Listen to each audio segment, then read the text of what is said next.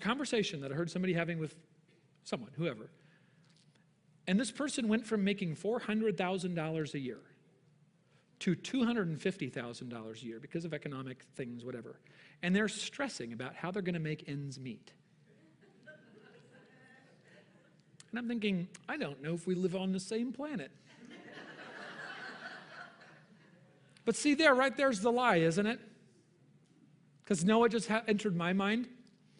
Well, if I was making $250,000 a year, I'd be fine. But maybe not. Because that's the insidious thing.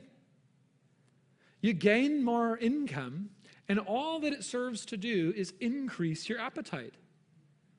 Your lifestyle rises to meet the money that you have, and now all of a sudden, you're afraid of losing that lifestyle.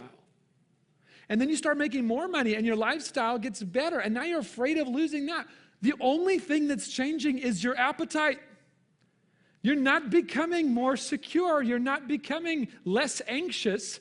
You just have more to lose.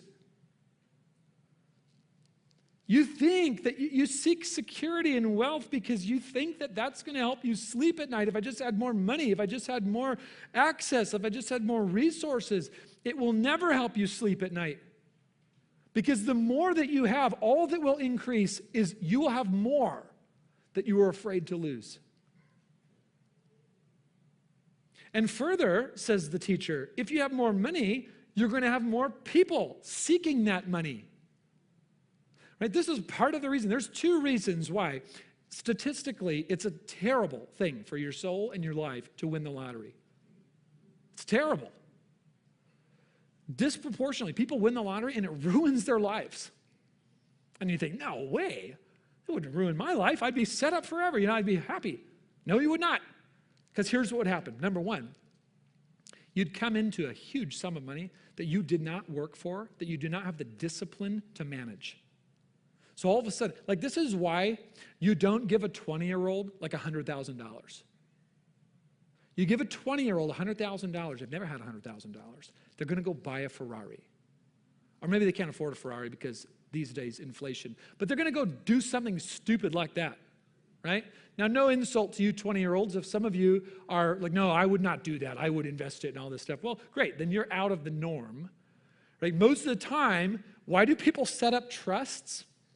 Because, like, if I had a lot of money, I'd be like, I don't want my kids to see this money until they're at least 25 years old. Why is that? Because their prefrontal cortex is not even fully formed. And so they'll just go, like, light that money on fire, basically. And why is that? Because they've never actually worked to accumulate that much resource. They don't know how to manage it. So that's one reason. People win the lottery, and all of a sudden they go from, I've had to kind of manage this kind of budget, to now I can manage like all of this. And oh my gosh, like and they just start spending. And next thing you know, their appetite has grown to titanic proportions, and they've spent everything they have. So that's reason number one, why the lottery ruins your life. Reason number two is you come into a ton of money, and all of a sudden, people come out of the woodworks. Oh, you're a millionaire now? Oh, like remember way back when I did that, and all of a sudden, people are around you, and it becomes very difficult for people to know, like, well, who are actually my friends? All of these people started really, really liking me a lot because I have a ton of money. But is it only the money?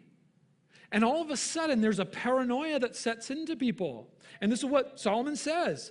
The more that goods increase, they increase who eat them. You get a bigger table, and now you have more people eating at your table.